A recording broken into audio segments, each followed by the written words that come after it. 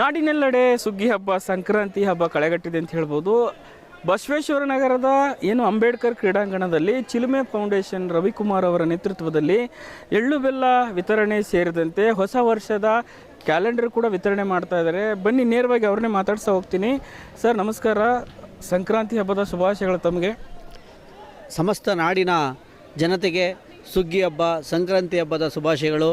ಇದು ಸೂರ್ಯನಾರಾಯಣ ಸ್ವಾಮಿಯ ಏನು ಹೊಸ ವರ್ಷದ ಈ ಒಂದು ಸೂರ್ಯನ ಬೆಳಕಿನ ಕಿರಣಗಳು ಯಾವ ರೀತಿ ಬೀಳ್ತದೆ ಅದೇ ರೀತಿ ಎಲ್ಲರ ಬಾಳಲ್ಲಿ ಬೆಳಕು ಬೀಳಲಿ.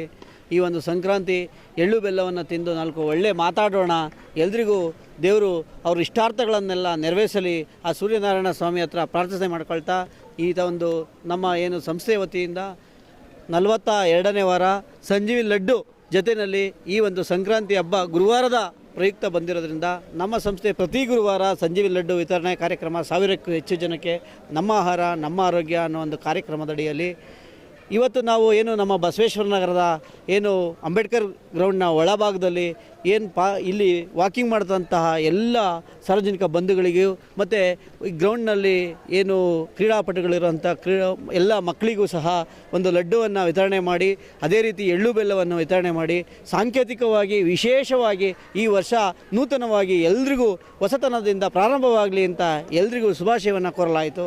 ಧನ್ಯವಾದಗಳು.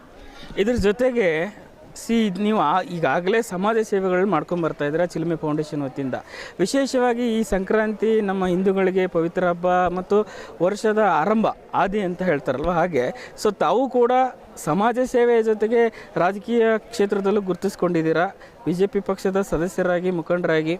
ಈಗ ಇನ್ನೇನು GBA ಚುನಾವಣೆ ಹತ್ರ ಆಗ್ತಾ ಇದೆ, ತಾವು ಕೂಡ ಆಕಾಂಕ್ಷಿ ಅಂತ ಕೇಳ್ಪಟ್ಟಿದ್ದೀವಿ. ಏನು ಹೇಳ್ತೀರಾ ಅದ್ರ ಬಗ್ಗೆ? ಸರ್, ನಾವು ಯಾವುದೇ ರೀತಿಯಾದಂಥ ಇದು ಊಹಾಪೋಹಗಳು ಮಾತ್ರ. ನಾವು ಎಲ್ಲಿ ಯಾವುದನ್ನು ರಾಜಕೀಯವಾಗಿ ಅಥವಾ ಪಕ್ಷವಾಗಿ ಯಾವುದೂ ಇದನ್ನು ಎಲ್ಲೂ ವ್ಯಕ್ತನೂ ಪಡಿಸಿಲ್ಲ, ಮತ್ತು ನಾವೆಲ್ಲೂ ನಿಲ್ತೀವಿ ಅಂತ ಇದುವರೆಗೂ ತಮ್ಮ ಹತ್ರನೂ ಹೇಳಿಲ್ಲ. ನಾವು 4-6 ಜನಕ್ಕೆ ಜನಸೇವೆ ಮಾಡುವಂಥ ಸಂಕಲ್ಪವನ್ನು ಇತ್ತೀಚಿನ ಯುವ ಸಮುದಾಯದಲ್ಲಿ ಜನಸೇವೆ ಅಂದ್ರೇನು ಅನ್ನೋದನ್ನೇ ನಾವೆಲ್ಲ ಮರೆತುಬಿಟ್ಟಿದ್ದೀವಿ. ಅದಷ್ಟು ಅಲ್ಲದೆ ಆರೋಗ್ಯವನ್ನು ಒಂದು ದೃಷ್ಟಿಯನ್ನು ಎಲ್ರಿಗೂ ಕಾಪಾಡೋ ಒಂದು ಉದ್ದೇಶ ಇಟ್ಕೊಂಡು ಹೊರಟಿರೋ ಅಂಥದ್ದು. ಈ ಕಾಲಘಟ್ಟದಲ್ಲಿ ಇಲ್ಲಿವರೆಗೂ ನಾವು ಯಾವುದೇ ರೀತಿಯಾದಂಥ ಆ ರೀತಿಯ ಆಲೋಚನೆಗಳನ್ನು ಇಟ್ಟಿಲ್ಲ. ಭಗವಂತ ಮುಂದಿನ ದಿನಗಳಲ್ಲಿ ಯಾವ ರೀತಿ ಏನು ಎತ್ತ ಅಂತ ಯಾರ ಹಣೆ ಬರೋನು ಯಾರು ಬರೆಯೋಕ್ಕಾಗಲ್ಲ. ಅದು ದೈವ ಸಂಕಲ್ಪ ಮತ್ತು ಅವರವರ ಏನು ಇದರಲ್ಲಿರ್ತದೆ. ಅಂಥ ವಿಚಾರಗಳು ಕಾಲಕ್ಕೆ ತಕ್ಕಂತೆ ಏನಾಗ್ತದೆ ಅದಾಗ್ತದೆ. ನಮ್ಮ ಇವತ್ತಿನ ಪ್ರಸ್ತುತ ಸ್ಥಿತಿಯಲ್ಲಿ ಯಾವುದೇ ರಾಜಕೀಯ ದುರುದ್ದೇಶ ಇಲ್ಲದೆ, ಯಾವುದೋ ಚುನಾವಣೆಗೆ ತಯಾರಿ ಇಲ್ಲದೆ ನಾವು ನಿಷ್ಕಲ್ಮಶವಾಗಿ ಜನಸಂಕಲ್ಪ ಯಾತ್ರೆಯನ್ನು ಮಾಡಬೇಕೆಂದು ಈ ಒಂದು ಕಾರ್ಯಕ್ರಮವನ್ನು ಮಾಡ್ತಾಯಿದ್ದೀವಿ.